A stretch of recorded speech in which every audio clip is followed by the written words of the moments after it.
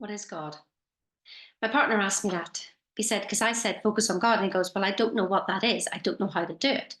And so my left brain was trying to find this intellectual answer. And I realized straight away, it's just like, it's actually something I can't explain because it's personal to you. It's something that will arise in you in your way, whatever way you want to feel it. And I can only ask you to just to focus on that word and focus on your heart and see what arises. So, but one of the ways that I could, because if we try to intellectualize it, then what we're doing is literally finding a concept. And if it's the concept is just something that we've made up. In fact, what everybody's saying, it's all just made up.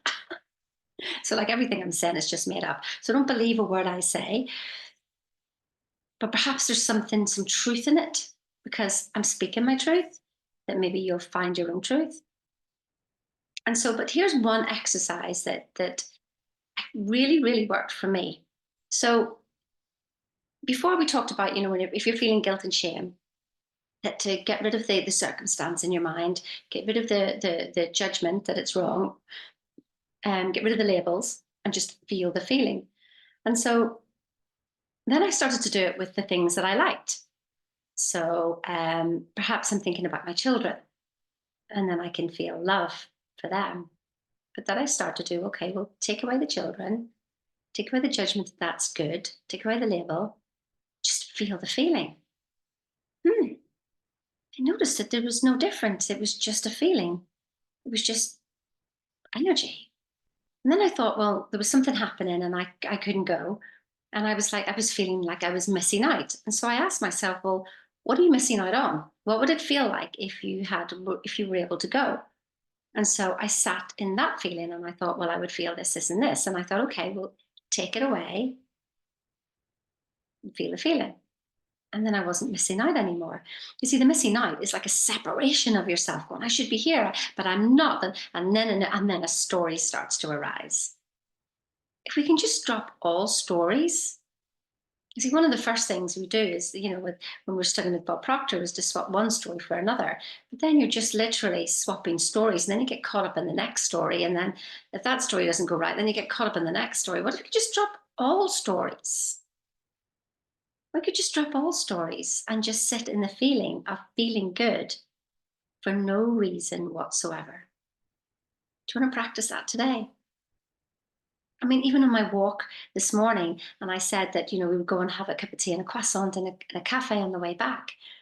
And before, we were anywhere near it on the mountain, I was thinking of myself of the cup of tea and the croissant. As far as I'm concerned, I already had it. I wasn't looking forward to it anymore. I wasn't thinking, oh, I can't wait to get to the cafe. I was just in the feeling of already having, but it's nothing to do with the croissant. See, in the Bible, thou shalt not put any gods before me. If you're like really wanting a croissant, then you've made that God. Do you see? And why would you do that? So I recognized that it was only the feeling I wanted of having the cup of tea and the croissant, and I sat in the feeling of it instead. And so there was no separation of me at all, that I was going to get something. You see, if we can practice this with the really, really small things, when the big things come along, and there's no big things, everything's just the same. Whenever you break it down to a feeling, there's no big thing and little thing. It's all just a feeling, and it's you. So I've come to the real conclusion, and this is just me. It doesn't matter who you think you are, where you're going, just feel good now. For no other reason than it feels good to feel good. Okay? Have a good day. See you soon.